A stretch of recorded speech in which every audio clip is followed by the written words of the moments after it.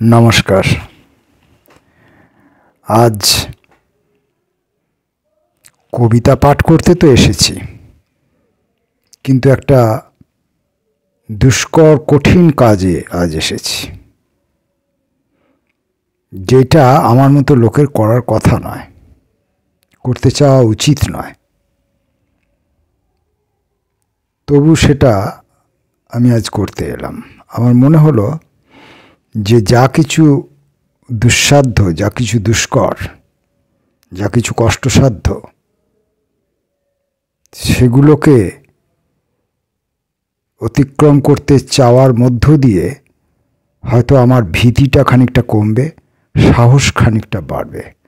ভুল হবে আমি জানি, ভুলের সঙ্গে আমার নিত্য সহবাস, তাই ভুল নিয়ে আমি ভীত নই। তো যাই হোক, এমন একজন কবির কবিতা আমি পড়তে এসেছি, যার একটি কবিতা পড়া, একটি কবিতা একদিনে, এক সপ্তাহে, এক মাস ধরে পড়া এবং তাকে আত্মস্থ করতে চাওয়া বেশ কঠিন কাজ। সেরকম একজন কবির আমি এখন এই কবিতা পাঠের সময়ে কয়েকটি কবিতা পড়ব। কবির নাম বিষ্ণু দে। বিষ্ণু দের শ্রেষ্ঠ কবিতা থেকে, আমি আলাদা করে কাব্যগ্রন্থগুলির নাম উল্লেখ করব না, বিষ্ণুদের শ্রেষ্ঠ কবিতা থেকে আমি কয়েকটি কবিতা পড়ব। অধিকাংশ কবিতাই অনেক দীর্ঘ এবং কবিতার মধ্যে এমন অনেক তথ্য আছে, এমন অনেক ইতিহাস আছে, এমন অনেক পুরাণ কাহিনী আছে, যেগুলোকে যতটা সম্ভব অতিক্রম করে, এবং দীর্ঘ কবিতা সেগুলো, এবং ক্রমিকভাবে 1, 2, 3, 4, 5, 6, 7 এরকমভাবে ক্রমিকভাবে কবিতাগুলো, একটা কবিতা অনেকগুলো সংখ্যায় চিহ্নিত। তো যাই হোক, সেগুলো যথাক্রমে যতটা সম্ভব এড়িয়ে গিয়ে আমি কয়েকটি কবিতা পড়বার সাহস দেখাতে চলেছি। বিষ্ণুদেব তো কিছু বলবেন না, পাঠক শ্রোতা যারা, তারা একটু ক্ষমার চোখে দেখলেই আমি সাহস পাই। বিষ্ণুদের কবিতা, প্রথম কবিতা পলায়ন। সফরি চোখের সরল চাহনি, চোখের কোলের কালিমার মায়া চোখ ভুলিয়েছে, চিকন কপল, সিল্ক মসৃণ সাদা আর ছোট পাণ্ডু ললাটে, ঘ্রাণ টানি মৃদু শীতল আধারে সুরভি চুলের, স্বল্প পরিধি রক্তসূত্র সরস অধর, মুখে রেখেছি ও শুনেছি বক্ষে গ্রহদের বেগ, দেখি মুহূর্ত বিম্বে চিরন্তনেরই ছবি, উর্বশী আর উমাকে পেয়েছি এ প্রেম পুটে, 7টি দিন ও রাত্রি একটি কবিতা আমার, প্রেমের কবিতা করেছ আমাকে, ফোটালে যে ফুল সে ফুল শেফালি, তীর্থযাত্রী হৃদয় আমার, আর নাহি রয় এ কয় দিনের পান্থশালার। যারা কবিতার নিয়মিত পাঠক, যারা বাংলা সাহিত্যের পাঠক, যারা বাংলা সাহিত্যের ছাত্র শিক্ষক, তাদের তো বিষ্ণুদে তাদের কাছে একটা গেটওয়ে, তাই তাঁরা এসব পড়েছেন, বারবার পড়েছেন, বারবার পড়েন। কিন্তু আমার মতো যারা অশিক্ষিত লোক, যাদের পড়াশোনায় কোনো কালে মন মতি ছিল না, এমন যদি আর কোনো বন্ধু আমার থেকে থাকেন, আমি তাঁর জন্য পড়ছি। তাই কবিতাটি আর একবার পড়ব। পলায়ন। সফরি চোখের সরল চাহনি, চোখের কোলের কালিমার মায়া চোখ ভুলিয়েছে, চিকন কপল, সিল্ক মসৃণ সাদা আর ছোট পাণ্ডু ললাটে। ঘ্রাণটানি মৃদু শীতল আধারে সুরভি চুলের, স্বল্প পরিধি রক্তসূত্র সরস অধর, মুখে রেখেছি ও শুনেছি বক্ষে গ্রহদের বেগ।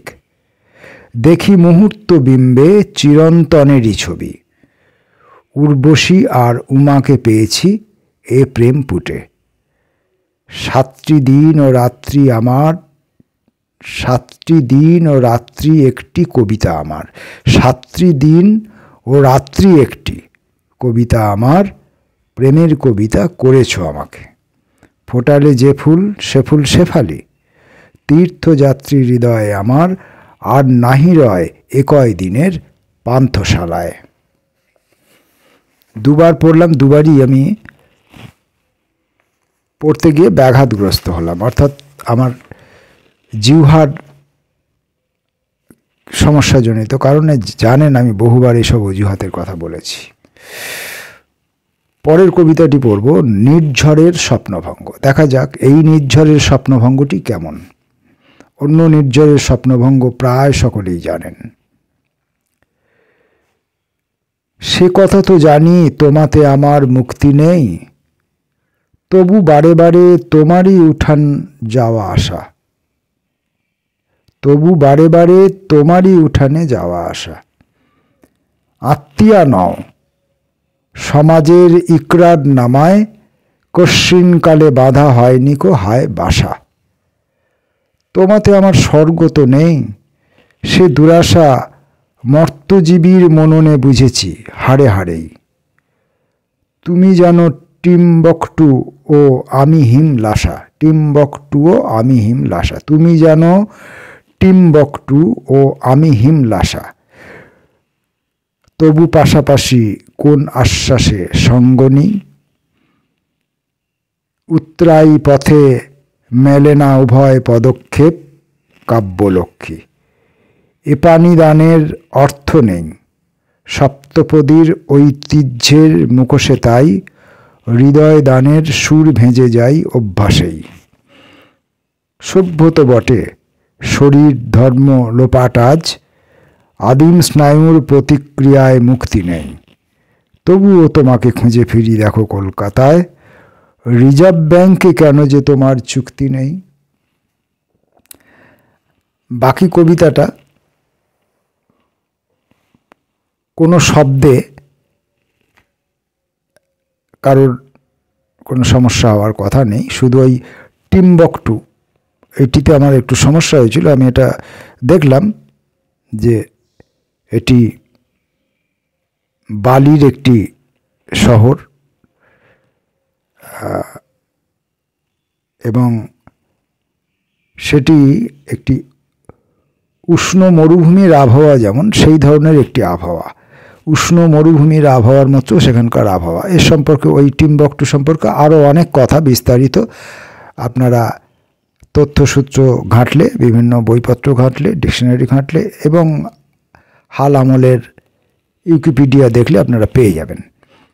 তো আর তাহলে তুমি জানো টিম্বকটু ও আমি হিমলাসা বিপরীত, তবু পাশাপাশি কোন আশ্বাসে সঙ্গ নেই। ওটাই হচ্ছে আপনার মায়া, ওটাই হচ্ছে আমাদের বাধ্যতা, আমাদের যে প্রকৃতির কাছে আমাদের যে মানে কি বলবো আমরা নিরুপায়, অসহায়তা। জানি মুক্তি নেই, তবু ওখানেই ঘোরাফেরা করি। সে কথা তো জানি তোমাতে আমার মুক্তি নেই, তবু বারে বারে তোমারই উঠোনে যাওয়া আসা। আত্মীয়া নও, সমাজের ইকরার নামায় কশ্চিনকালে বাধা হয়নি কো হায় বাসা। তোমাতে আমার স্বর্গতে নেই সে দুরাশা, মর্তজীবীর মননে বুঝেছি হাড়ে হাড়েই। তুমি জানো টিম্বকটু ও আমি হিমলাসা, তবু পাশাপাশি কোন আশ্বাসে সঙ্গ নেই। উতরাই পথে মেলে না উভয় পদক্ষেপ, কাব্যলক্ষ্মী এ পানি দানের অর্থ নেই। সপ্তপদীর ঐতিহ্যের মুখোশে তাই হৃদয় দানের সুর ভেজে যাই অভ্যাসেই। অভ্যাসবশত সব করে যাচ্ছে। সভ্য তো বটে, শরীর ধর্ম লোপাট আজ, আদিম স্নায়ুর প্রতিক্রিয়ায় মুক্তি নেই। তবুও তোমাকে খুঁজে ফেরি দেখো কলকাতায়, রিজার্ভ ব্যাংকে কেন যে তোমার চুক্তি নেই।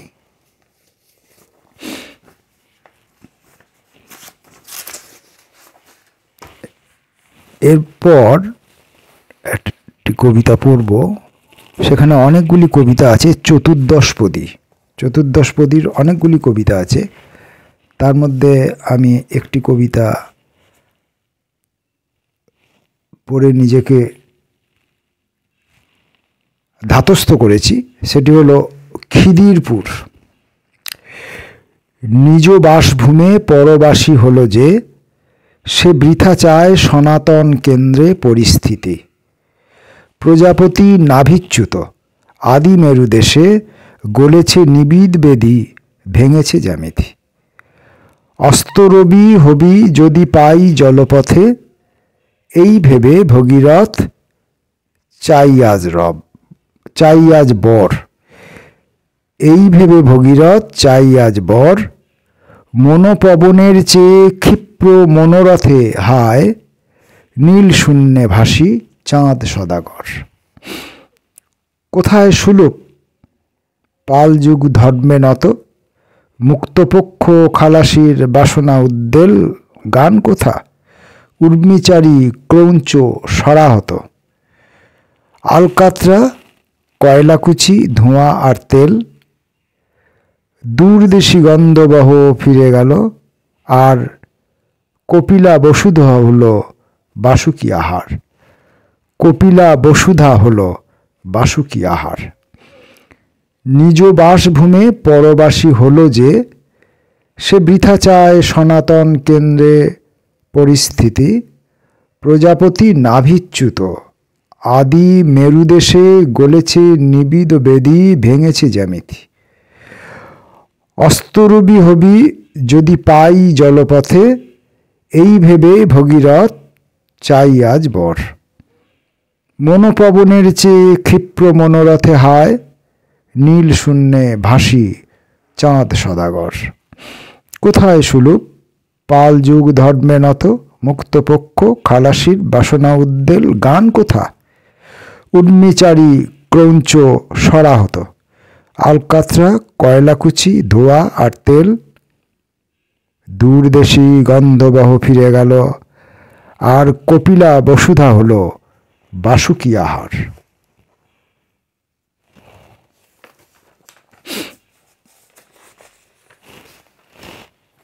এরপর সপ্তপদী, এই সিরিজ থেকে সপ্তপদী অনেকগুলি কবিতা আছে স্বাভাবিকভাবেই। আমি সেখান থেকে 6 নম্বর কবিতাটি, অপরাজিতা প্রসঙ্গ আছে বলে এটিকে আমি বেছে নিয়েছি। 6 নম্বর। অপরাজিতা পাপড়ি যদি ঝরেই আজ পড়ে, শহরে ধোঁয়া ওড়ানো ফুল দোলানো হিমঝরে। মরণ যদি গলির মোড়ে হাতছানিতে ডাকে, তোমার চোখ যদিই কভু বাঁকাও আর কাকে। তবুও আছে উদয় রবি, সন্ধ্যাকাশে রঙ্গ, নীল নিথর বৈকালী বা মেঘেরই মৃদঙ্গ। মরুভূমির পাণ্ডুদাহে আছে তমাল তাল, জীবন জানি হোম শিখায়, হৃদয় যেন তবু প্রেমের গানে উদ্দীপিত গথিক ক্যাথিড্রাল।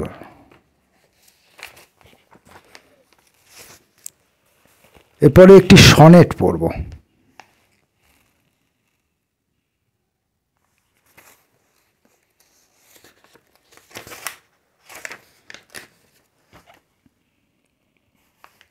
পাহাড়ের ঢল ভেঙে নামে স্বচ্ছ শত স্রোতস্বিনী, মাটির অমোঘ বাঁকে জমে তারা। বিপ্লবীর ভিড় দুরন্ত ঘূর্ণিতে ক্ষিপ্র বেগবদ্ধ হানে শতচির তরল প্রগতি তার ভাবে আজ প্রাণ দিয়ে যিনি স্রোতের পরম ক্রান্তি কোন দূর সমুদ্রের ডাক মর্মে মর্মে তোলে সুর। খড়গপুরে এই ভীম বাঁধে হাভেলি প্রান্তরে মাতে লাল জল স্বচ্ছন্দে অবাধে সূর্যাস্তের রক্তাকাশে ওরে টিয়া ওরে ঝাঁকে ঝাঁক হরিয়াল এঁকে যায় হিরণময় হৃদয়ের ঘটা শূন্যের প্রসাদ এক উষসীর মুহূর্তে প্রতীক ভাবি পাখি নাকি জল জলস্রোত গুডনি লাল জল তরল গতির ছন্দ মাটির পয়ারে পায়ে দল ভেঙেছ জহ্নুর জানু ছিঁড়েছ কালের ঘন জটা কর্দমাক্ত বর্তমান ভবিষ্যে বিহঙ্গ সামুদ্রিক। আবার একবার পড়ব এবং তারপর কিছু এই যে পড়তে আমার পড়ার সময় সমস্যাজনিত কিছু কথা শেয়ার করব, অজুহাত ভাববেন না। পাহাড়ের ঢল ভেঙে নামে স্বচ্ছ শতস্রোতশ্রেণী মাটির অমোঘ বাঁকে জমে তারা বিপ্লবীর ভিড় দুরন্ত ঘূর্ণিতে ক্ষিপ্র বেগবদ্ধ হানে শতচির তরল প্রগতি তার ভাবে আজ প্রাণ দিয়ে যিনি স্রোতের পরম ক্রান্তি কোন দূর সমুদ্রের ডাক মর্মে মর্মে তোলে সুর খড়গপুরে এই ভীম বাঁধে হাভেলি প্রান্তরে মাতে লাল জল স্বচ্ছন্দে অবাধে হাভেলি প্রান্তরে মাতে লাল জল স্বচ্ছন্দে অবাধে সূর্যাস্তের রক্তাকাশে ওরে টিয়া ওরে ঝাঁক ঝাঁক হরিয়াল একে যায় হিরণময় হৃদয়ের ঘটা শূন্যের প্রসাদ এক উষসীর মুহূর্তে প্রতীক ভাবি পাখি নাকি জল জলস্রোত ঘূর্ণি লাল জল তরল গতির ছন্দ মাটির পয়ারে পায়ে দল ভেঙেছে জহ্নুর জানু ছিঁড়েছে কালের ঘন জটা কর্দমাক্ত বর্তমান ভবিষ্যে বিহঙ্গে সামুদ্রিক। এই যে তদ্ভব এবং তৎসম শব্দ এমনিতেই আমার টাং টুইস্ট করা খুব দরকার, জীব আমার নাচানো খুব দরকার, আমার জীবের জড়তা প্রবল, কারণ আমি একবারে নরম কোমল যুক্তাক্ষর বর্জিত অধিকাংশ শব্দ নিয়ে আমি শুধু না আমরা সবাই জীবনে ওঠা বসা করি, কথাবার্তা বলি, যাবতীয় সামান্য যা লেখালেখি চিঠিপত্র ইত্যাদি তাও আমরা ওইভাবেই করি। তাই তদ্ভব এবং বিশেষ করে তৎসম এবং যে তৎসম শব্দগুলি প্রায় ব্যবহৃত হওয়া বন্ধই হয়ে গেছে সেই সমস্ত তৎসম শব্দগুলি কবিতার ভেতরে পড়তে গেলে আমার যেটা ব্যক্তিগতভাবে সমস্যা হয়, আমি কবিতার ভাবটার সঙ্গে ছুটছি, আমি সেই অনুযায়ী অন্য একটি শব্দ সেখানে নিজে স্বাভাবিক প্রবণতাবশত বলে ফেলতে যাচ্ছি, দেখছি সেই শব্দটি নয়, কবি অন্য একটি শব্দ ব্যবহার করেছেন। কবির যে দক্ষতা, কবির যে চিন্তা, কবির যে এক্সপেরিমেন্ট, কবির যে উচ্চতা, সেখানে পৌঁছানো আমাদের মতো অতি সাধারণ লোকের পক্ষে সম্ভব নয়। তাই হোঁচট খাওয়াটাই স্বাভাবিক।